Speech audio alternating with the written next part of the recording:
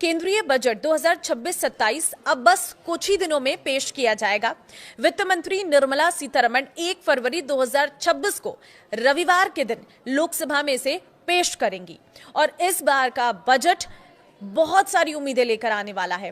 क्या सस्ता होगा, क्या महंगा होगा और किस सेक्टर को कितना बजट मिलने का अनुमान है, आज उसी पर चर्चा करेंगे। इस वीडियो में लास्ट तक बने रहिएगा। नमस्कार, मैं हूं आपके साथ ममता तिवारी और आप देख रहे हैं न्यूज़ 18 का डिजिटल प्लेटफॉर्म।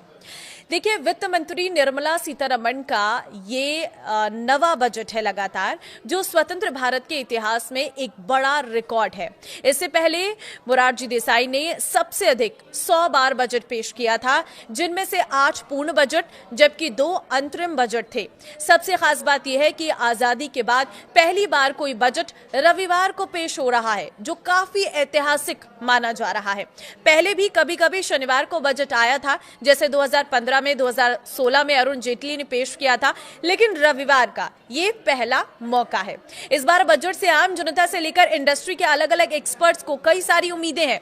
किसानों को पीएम किसान, फसल बीमा, सिंचाई योजनाओं से पैसा अधिक मिलने की उम्मीद है, तो उद्योग जगत को ग्रोथ के लिए पॉलिसी सपोर्ट, टैक्स में आसानी और मैन्युफैक्चरिंग को बढ़ावा देने वाले ऐलान की उम्मीद है।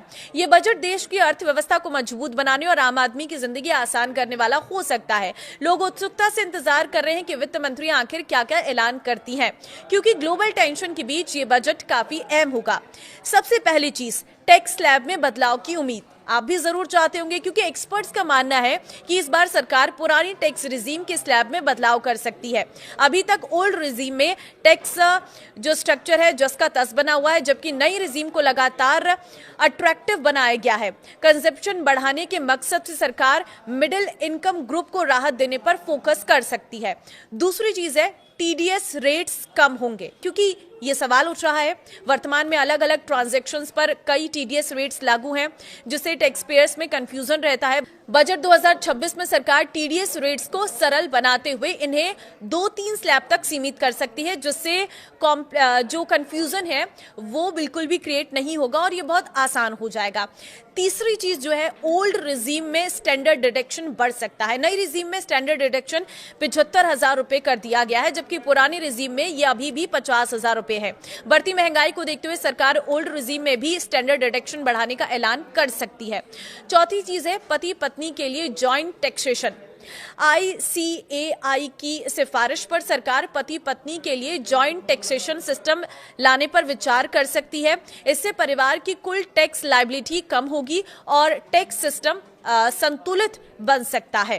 देखिए, पांचवी चीज है, LTCG टैक्स फ्री लिमिट में बढ़ोतरी। शेयर बाजार और म्यूचुअल फंड निवेशकों के लिए राहत की खबर आ सकती है।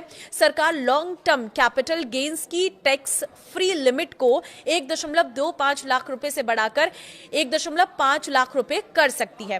देखिए, बढ़ती महंगाई के बीच आम आदमी के लिए सबसे भारी बोझ घर और इलाज से जुड़ा खर्च माना जाता है।